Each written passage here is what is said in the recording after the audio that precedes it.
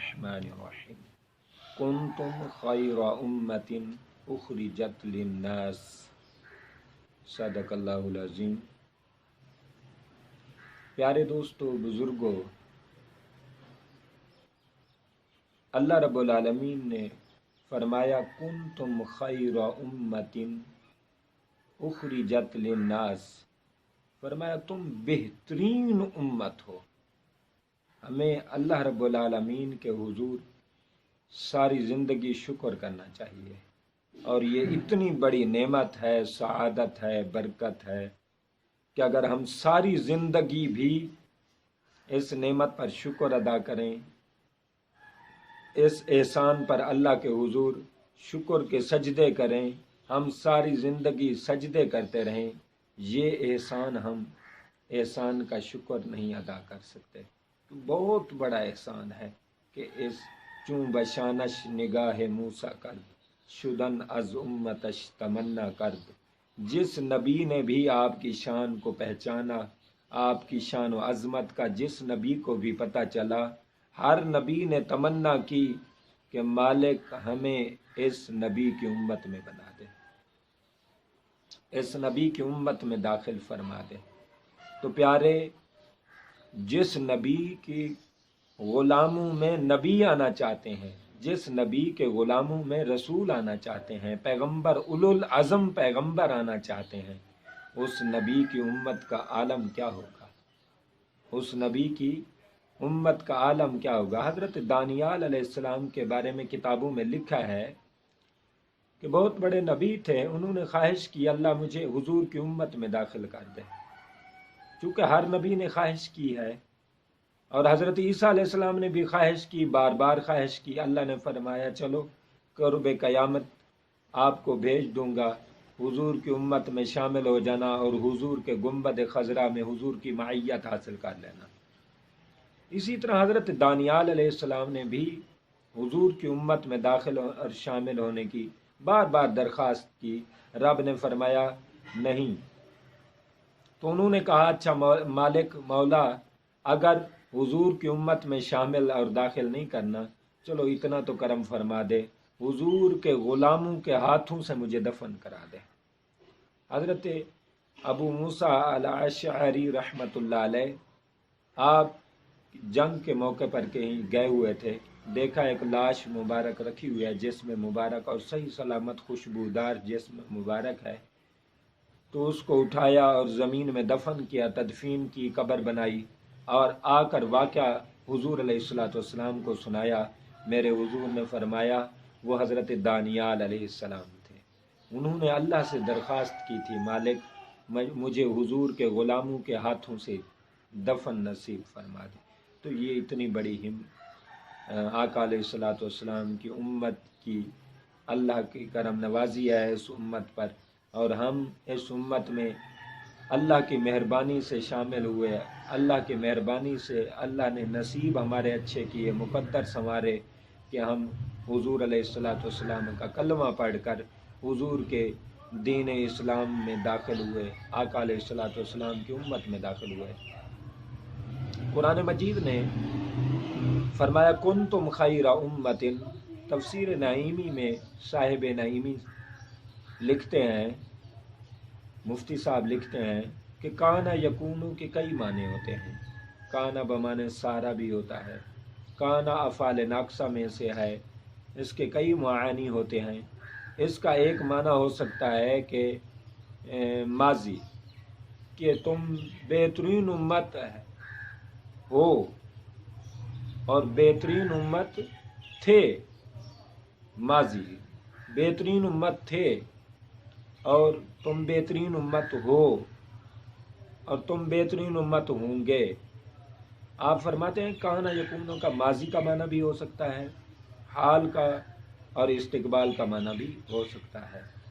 ये अरबी कवानीन के अरबी ग्रामर के कवानीन हैं, कवायद व ज़वाबित हैं।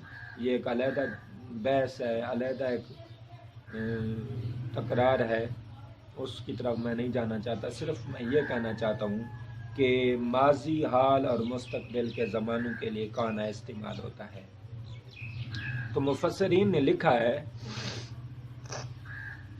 کہ کنتم خیر امتن، کانا یکونو، کانا کا معنی ہے تھے، تو اللہ رب العالمین کی بارگاہ میں سوال ہے باری تعالی، کنتم خیر امتن، تم بہترین امت تھے، مالک کب ہم بہترین امت تھے؟ فرمایا تم بہترین امت تھے کب؟ فرمایا جب ابھی کائنات مارز وجود میں نہیں آئی تھی، یہ زمین و آسمان نہیں بنے تھے، یہ حجر و شجر نہیں بنے تھے، یہ لوح و قلم نہیں بنے تھے، یہ فرشتے نہیں بنے تھے، یہ انسان نہیں بنے تھے، یہ پرندے نہیں بنے تھے، یہ درندے نہیں بنے تھے، یہ چرندے نہیں بنے تھے، یہ صبح نہیں بنی تھی، یہ شام نہیں بنی تھی، یہ دن نہیں بنے تھے، یہ رات نہیں بنی تھی، الغرض ابھی کوئی چیز مارز وجود میں نہیں آئی تھی، ابھی مخلوق کے کوئی وجود نہیں بنا تھا۔ فرمایا کنتم خیر امتن، تم بہترین امت تھے، مالک کب؟ فرمایا ابھی کائنات میں کوئی چیز نہ بنی تھی، اس وقت میں نے قلم کو پیدا کیا، پھر میں نے لوح کو قلم پیدا کیا، میں نے قلم کو کہا قلم تو لکھ لوح پر، قلم نے عرض کی مالک میں کیا لکھوں؟ میں نے کہا قلم تو لکھ، حضور کی شانیں لکھ اور حضور کے غلاموں کی عظمتیں لکھ۔ فرمایا کنتم خیر امتن، تم بہترین امت تھے، مالک کب؟ فرمایا ابھی تو کائنات مارز وجود میں نہیں آئی تھی، ابھی تو تم آئے نہیں تھے، ابھی تو تم بنے نہیں تھے، ابھی تو حضور کے غلام، ابھی تو کائنات میں کوئی چیز مارز وجود میں نہیں آئی تھی، اس وقت بھی تمہاری تعریفیں ہو رہی تھیں، اس وقت بھی تمہارے ترانے اور تمہارے گیت لکھائے جا رہے تھے۔ کنتم خیر امتن، تم بہترین امت ایسی ہو کہ ابھی آئے نہیں تھے، ترانے تمہارے پہلے گائے جا رہے تھے، ترانے عظمتیں تمہاری پہلے لکھی جا رہی تھیں۔ کنتم خیر امتن، تم بہترین امت تھے، مالک کب ہم بہترین امت تھے؟ اللہ نے فرمایا تم بہترین امت اس وقت تھے، ابھی حضرت آدم علیہ السلام کے دور میں بھی تم بہترین امت تھے، حضرت شیس علیہ السلام کے دور میں بھی تم بہترین امت تھے، حضرت نوح علیہ السلام کے دور میں بھی تم بہترین امت تھے، حضرت موسیٰ علیہ السلام کے دور میں بھی تم بہترین امت تھے، حضرت عیسیٰ علیہ السلام کے دور میں بھی تم بہترین امت تھے، حضرت سلیمان علیہ السلام کے دور میں بھی تم بہترین امت تھے، حضرت داؤد علیہ السلام کے دور میں بھی تم بہترین امت تھے، حضرت ابراہیم علیہ السلام کے دور میں بھی تم بہترین امت تھے، حضرت اسماعیل علیہ السلام کے دور میں بھی تم بہترین امت تھے، حضرت یعقوب علیہ السلام کے دور میں بھی تم بہترین امت تھے، حضرت یوسف علیہ السلام کے دور میں تم بہترین امت تھے، حضرت یحییٰ علیہ السلام کے دور میں تم بہترین امت تھے، حضرت زکریا علیہ السلام کے دور میں بھی تم بہترین امت تھے، حضرت عیسیٰ علیہ السلام کے دور میں بھی تم بہترین امت تھے۔ فرمایا کنتم خیر امتن، تم بہترین امت تھے، مالک کب؟ فرمایا 1,24,000 انبیاء گزرے، ان کی امتیں گزری، ان کی کتابیں گزریں، ہر دور میں تم بہترین امت تھے، ان کی امتیں بھی تھیں لیکن افضل تم ہی تھے، تم بہترین تم ہی تھے۔ فرمایا کنتم خیر امتن، تم ہی بہترین امت تھے۔ آسمانی کتابوں میں مثلہم فی التوراۃ و مثلہم فی الانجیل، فرمایا تورات میں بھی تم بہترین تھے، زبور میں بھی تم بہترین تھے، انجیل میں بھی تم بہترین تھے، صحائف میں بھی تم بہترین تھے، الغرض تم ہر دور میں بہترین تھے، ہر دور میں ابھی تم آئے نہیں تھے، تمہارے واسطے وسیلے پہلے لوگ امتیں پیش کر کے رب ذوالجلال سے فتح و نصرت حاصل کرتی رہیں۔ فرمایا کنتم خیر امتن، تم بہترین امت تھے۔ ایک معنی تو یہ ہے، ایک معنی یہ ہے کنتم خیر امتن، تم بہترین امت ہو، مالک کیسے؟ فرمایا تمہارے اعمال، عمل قلیل ہوگا جزا کثیر ہوگی، عمل تھوڑا ہوگا جزا میں پہاڑوں کے پہاڑ دے دوں گا، جزا میں نعمتوں میں تمہیں پہاڑوں کے پہاڑ دے دوں گا، مزدوری تھوڑی ہوگی، محنت تھوڑی ہوگی لیکن اجر و ثواب بڑا ہوگا، تمہاری شان فضیلت بہت زیادہ ہوگی۔ فرمایا کنتم خیر امتن، تم بہترین امت ہو، مالک کیسے؟ فرمایا تم اگر پچھلی امتیں عبادت کرتی تو اپنے گھروں کو چھوڑ دیتے، اپنے رشتہ داروں کو چھوڑتے، عزیز و اقارب کو چھوڑتے، اپنے بچوں کو چھوڑتے، فیملی کو چھوڑتے، کاروبار کو چھوڑتے، اپنی زمین جائیداد کو چھوڑتے، جنگلوں میں چلے جاتے جہاں دھوپ سے بچنے کے کوئی بہترین انتظام نہ ہوتا، جہاں سردی سے بچنے کے لیے کوئی خاطر خواہ انتظام نہ ہوتا، وہاں جا کر وہ اللہ کی محبت میں، اللہ کی عقیدت میں، اللہ کی عبادت کی خاطر اپنا سب کو چھوڑ کر وہاں پہاڑوں پہ ڈیرے لگا لیتے، وہاں جا کر کھڑے ہو جاتے اور 1000 سال عبادت کرتے۔ لیکن ایک طرف تم ہو، ایک طرف وہ ہیں، ان کی 1000 سال کی عبادت اور محنت اور دن رات کا جاگنا اور صبح و شام بھوک اور پیاس کی فکر نہ کرنا، ایک طرف تو وہ 1000 سال عبادت کریں، ایک طرف تم ہو کنتم خیر امتن، تم بہترین امت ہو۔ کیسے؟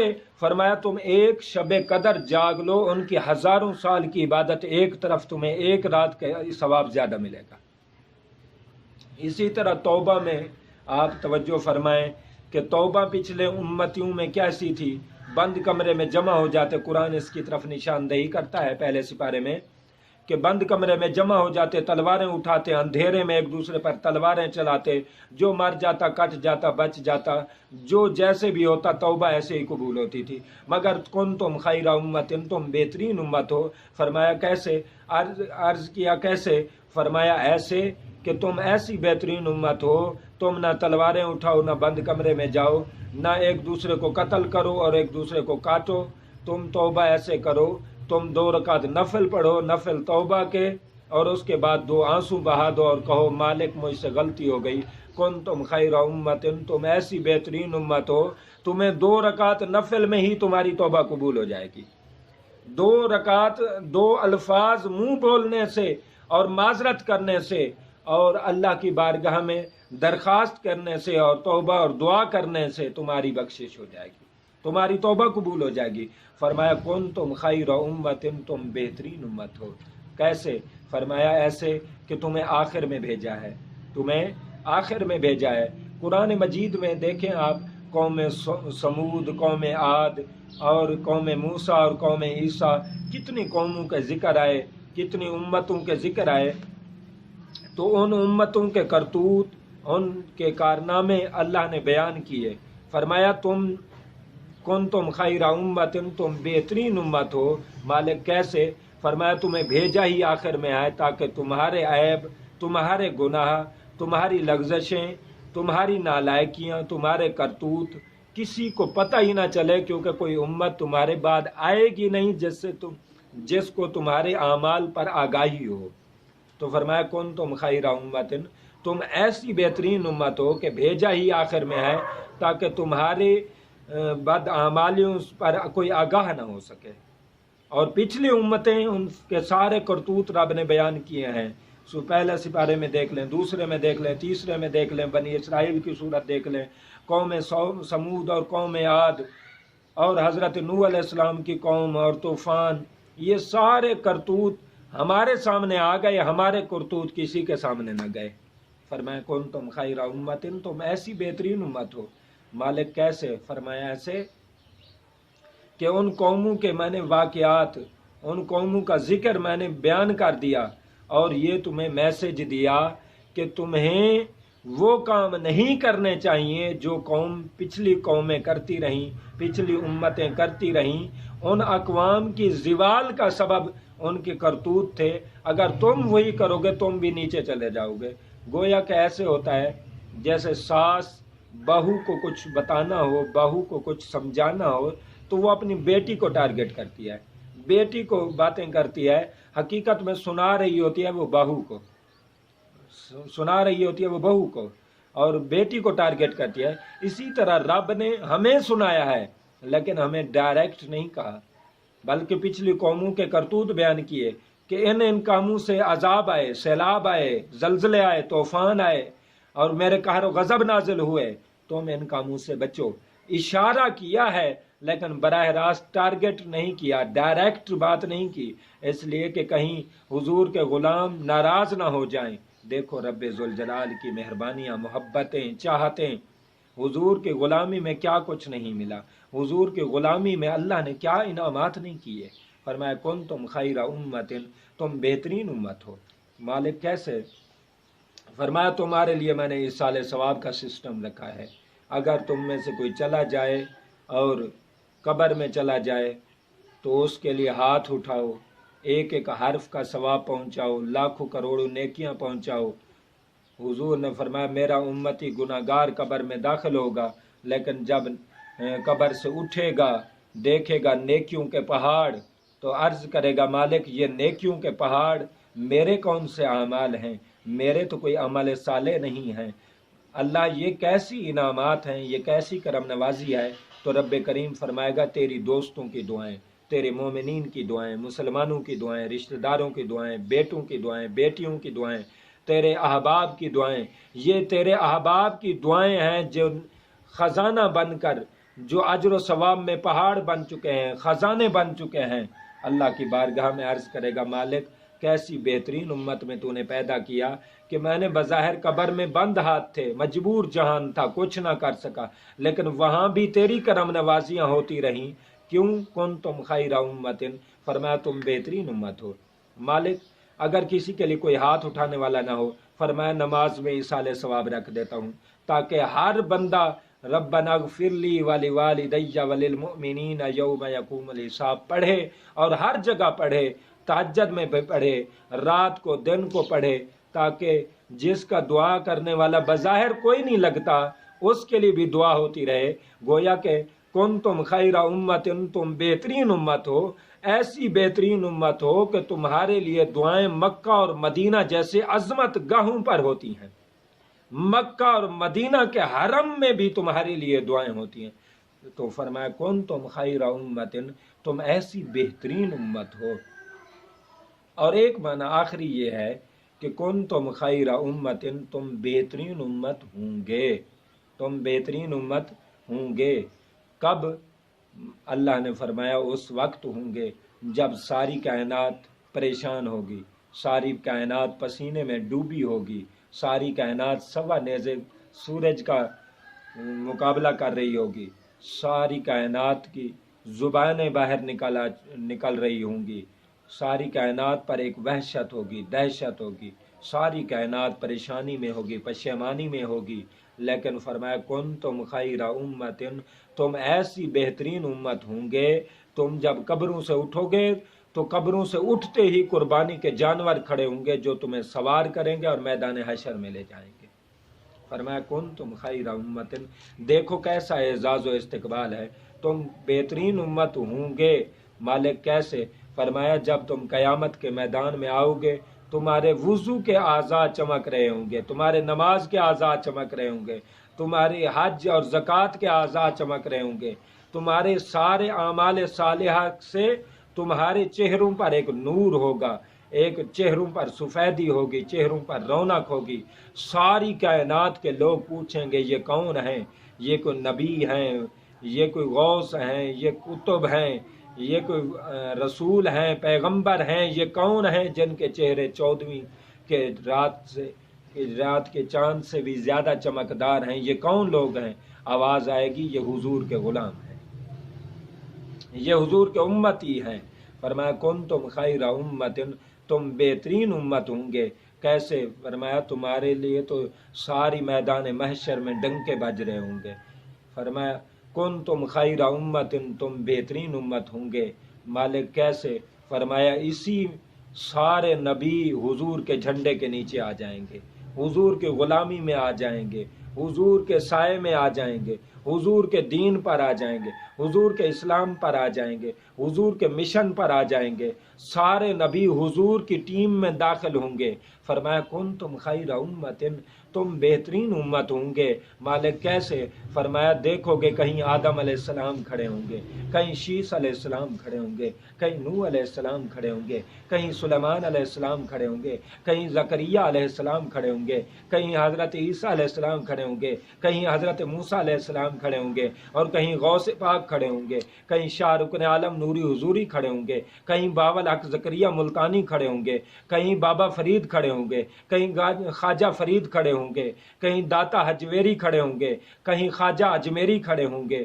الغرض تم دیکھو گے قیامت کا میدان وہ دیکھنے والا ہوگا جب تمہاری امت میں اتنی بڑی بڑی ہستیاں، اتنی بڑی بڑی شخصیات، اتنے بڑے بڑے نبی، اتنے بڑے بڑے رسول، اتنے بڑے بڑے ولی، اتنے بڑے بڑے غوث، اتنے بڑے بڑے کتب، ابدال، اوتاد، ولی صالح کامل لوگ تمہاری صفوں میں کھڑے ہوں گے، کنتم خیر امتن، تم بہترین امت ہوں گے۔ اور فرمایا کہ اللہ کی بارگاہ میں عرض کی مالک کیسے؟